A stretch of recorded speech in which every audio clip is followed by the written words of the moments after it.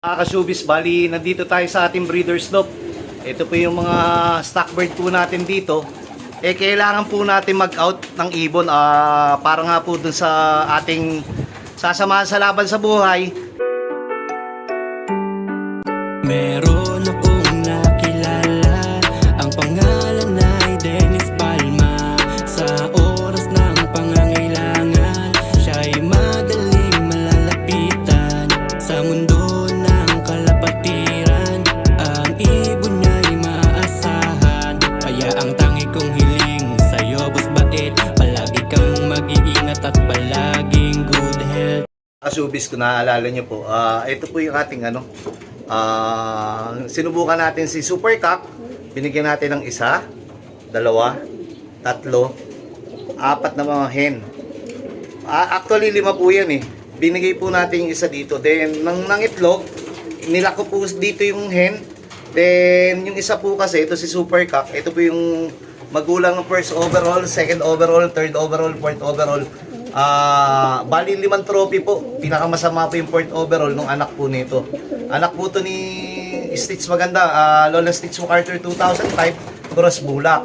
Ito mga babae natin, paris sa paris na, tingnan nyo po. Mga paris po sa kanya. Ang problema, mahilig kasi mambugbog to, kaya nga nilagay natin dito para makapamili siya. Ngayon po, lahat na po ng babae gusto na po pumari sa kanya. Ayan po. Ayan, magandang sinyalis po yan. Problema, itong kabila po, siguro dapat tanggalin ko na. Tumikak dito. Kasi nilagyan ko po dito para, kasi nga po, ito po hindi marunong manligaw. Ito po pagka nanliligaw, binubugbog yung nililigawan. Pero ito mga kita nyo, itong hen na to, ayan, at saka itong hen na to, ayan, ito kapatid ng basket champion po natin itong isa. Ito naman po anak ni 8 overall, Super Cock. Sumatotal, puro mga foundation na po natin dito. Ito anak ng first overall, second overall, third overall, fourth overall, cross, 6 overall, takback, 14. Itong dalawa po pumapares na po doon. Yung problema, binubugbog. Paano po ba yung magandang solusyon dito? Ito nung pag pinakawalan ko naman to, magkaaway. Bakit kita nyo po sa release ko, napakatapang po kasi nito eh. Siloso, o gusto niya siya lang dito. Ang problema, dapat maparisan natin. Dapat, ibukod ko na lang sila ng cage. I mean, ilagay ko doon sa ibabaw, silang dalawa, isang linggo, ilang araw. Ayun, parisa-parisa po itong mga ating hen, no? Pero yung isang, ito kasi napili niya kagad, ito po. Ito yung tinatawag natin parang stud type o tawag dito, para mabilis po yung production ng ating first overall, ng magulang ng ating mga overall. Ayan, ganyan po, ililipat na lang po siguro ni Fight to. Okay, ganyan na lang. Yung problema, may cock dyan, gusto rin pumaris na ito doon.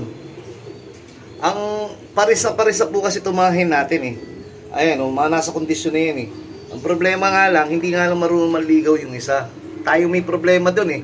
Either na ipayaya na natin to, nang itlog na naman, then sila naman pagsamahin kong dalawa sa cage. Bahala na nga po, ang gulo-gulo po. Ito naman po yung ating mga stock bird dito. Kita nyo yung lilit oh. Ayan oh. Yung iba po may mga kulutong pa sa paa, tsaka sa ilong. Pero mga susunod na mga panahon, ito na po yung gagamitin ng ating mga breeder. Ayan po, dahil pong bulutong sa mata oh. Yan po, ayun naman yung cock section natin. Then, yun naman po yung bilaran natin. Doon na sila po yung kapatanda. Parang check ko nga po, parang may itlog pa ho yata doon. Lalabas muna po ako. Mamaya po ulit. What's up mga ka-showbiz? Ka-showbiz, bali nandito tayo sa ating breeder's loft. Ito po yung mga stock bird po natin dito. Kailangan po natin mag-out ng ibon para nga po dun sa ating sasamahan sa laban sa buhay. At yung meron pa rin po tayong ongoing, yung para po doon sa, pasensya po dapat nung isang araw pa ako nag-post eh. Para naman po doon sa doon sa Amlodipine Losartan, nagpa-order na po tayo ng gamot sa aking kapatid. Then pagka nandiyan na po, kailangan makalikom tayo ng halaga para nga po pambayad po doon kaysa manggagaling sa bulsa ni Bait. Kawawa naman si Bait. Kailangan yung perang negosyo o pera ni Bait para sa pamilya po yan. Hindi po dapat magalaw po yan kasi mas una po muna yung pamilya natin. Then yung para sa ibon na malilikom nating halaga, yun yung pinantutulong po ni Bait. Kaya napakabuti sa atin ang ating mga mumunting kaibigan. Hanap po tayo dito. Ayun, may nakita na po ako doon. Kikento na lang po natin mamaya. tingnan po natin yung history o yung pamilya nila. Kabisado naman po natin to, kaya nga yung iba nagtataka ba't kabisado ko daw po yung mga ibon ko. Paano hindi po natin makakabisado ibon natin? Tayo nag-breed nito, tayo naglaro, tayo nagpabigay, o ganyan tanda na po, no? Kapatid po niya, si Miss Calbayog po yan, napakaraming hatid na karangalan yung kakapatid niya yan. 8 magkakapatid, 5 overall, lahat foundation. Ultimo sa PHA 2010, sinuksok ko kay Ezekiel Lunar, kay Kapakpak. Kinuha ko naman sa kanya, nag-produce sa kanya ng tawag dito finisher niya lang, pero nag-produce naman kay paring Emil Romero ng top 30 Youngbird 2013. Then the rest is history, dahil kapatid niya si Tack Winner, saka si Supercock 8 overall. Ito na po, puntahan na po natin dito yung ating i-out. Ito pong cock na to is South finisher ko po, Calbayog po to. Kung hindi po ako ayan, tama, Calbayog. Kapatid po to na balilahi po ng Bulak Cross, Lola Stitch MacArthur 2005. Then yung kapatid niya po, nandun po sa labas. Yung kapatid niya po mamaya lalabas na lang po tayo doon. Yung kapatid niya po naglabas, yung anak nung kapatid niya, naglabas po ng APR, Local Ace Pigeon. First overall po, 2023. Nilipat nitong North, 2024 bali po yun. Tama. Then, Master Breeder, second overall. Then, ito naman pong, hen, Takmak 14, Tak 41. Ito po yung linyada nung inbreed na nanalo ng Pangasinan. Calbayog gawing Pangasinan, inbreed Takmak 14, Tak 41. Nakakross po sa Stitch din to, may Stitch. Yung Stitch po nito galing po sa akin, Stitch Bait. Stitch MacArthur ni Edwin De Chosa. Then may kapatid po yon, 6 na Santa Ana Clacker. Parang second overall po yata yung isang kapatid nung doon po. Sumatotal, tapos nakakross sa Takmak 14, Tak 41. Isang young bird po nila, out po natin. Hindi na po natin tatasan, 6 na halik or 6K para po doon sa isang young bird po nito. Yung malilikom nating halaga dyan, gagawin natin para muna sa Mlodipin. Tapos saka na muna ako hahanap. Yung totoo po, meron din po pinagdadaanan yung pamilya ni Bite. Pero unahin na muna natin yung iba. Kaya pa naman. Ako na muna bahala doon sa aking pamilya. Ayan. Sumatotal, yung malilikom po nun, ibabayad natin po sa order natin Mlodipin Losartan. Then yung may sinuksukan ako dito, pakiguha na lang. APR yung isa NHP, CPM nyo lang po ako. Ito po, 22B, inbreed 22B. Then, ano ba itong isa? Ito po yung rinagalo pala sa atin ng yung drapa. Susubukan po natin yung anak nandun. May egg na uli kagad sila. Masipag-sipag ito, 2 taon po natin hindi nakuha na yung si 22B. Pero, pag napapahinga na maayos, talagang malaking bagay din. Ayan po yung mga natin. Ito, anak ni, eto kapatid po mismo to ni 6 times Barcelona cross 8